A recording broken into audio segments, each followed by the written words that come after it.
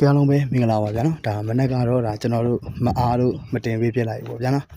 မနက်ကဒါတစ်လေးဆင်းသွားတယ်အတွက်ဒီညနေကနေစပြီးတော့ဒါလိုက်ကစားအသင်းတယ်ပေါ့နော်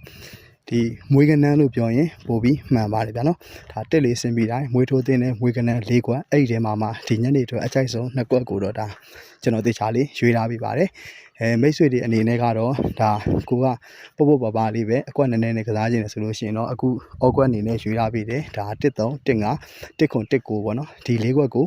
အဓိကဦးစားပေးပြီးကစားပါဒီထဲမှာကတော့အထွက်အများဆုံးကတော့ဒါကျွန်တော်တို့ဒါ1ခွန်နဲ့1 9ဒီ2ခွက်ကတော့အထွက်အများဆုံးဖြစ်ပါတယ်အဲကြောင့်ကျွန်တော်ကတင်ခွက်ထဲမှာလဲ1ခွန်1 9ဒီ2ခွက်ကိုတော့တင်ခွက်ထဲမှာထည့်ထားပေးခြင်းဖြစ်ပါတယ်ဗျာနော်ဒီတစ်ပတ်အတွက်မမဝင်နေတဲ့သူတွေဝင်လို့ရပါသေးတယ်အရင်တစ်ပတ်ကကျွန်တော်တို့ကဒါကနန်းအပြည့်နေ့အပြည့်ပေါ့နော်ဒါကျွန်တော်တို့ရက်ပြည့်ဆင်းသွားတဲ့အတွက်ဒီညနေမှာကတော့ဒီတစ်ပတ်ကတော့ဒါကျွန်တော်တို့တွက်ဆိုင်တွေတဲ့အကုန်လုံးဝင်ပါတယ်ဗျာနော်ဒီတစ်ပတ်ကကျွန်တော်ဒီကတော့ဒါပတ်တီတစ်လုံးတစ်နဲ့ဒါမွေးခွက်တစ်လေးတော့ဆင်းသွားပြီမိတ်ဆွေများအနေနဲ့ဒါ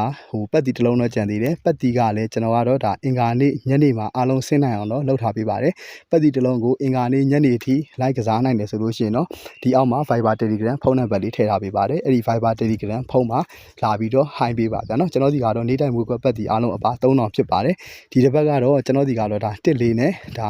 ပတ်တီ1တော့ဆင်းသွားပြီပတ်တီပတ်တီနောက်တစ်လုံးတော့ကြံပါသေးတယ်အဲ့ဒီတစ်လုံးကလည်းအင်္ဂါနေ့ညနေနောက်ဆုံးလိုက်ရမှာဖြစ်ပါတယ်ဗျာနော်ဒီညနေဖို့ကတော့ဒါဒီ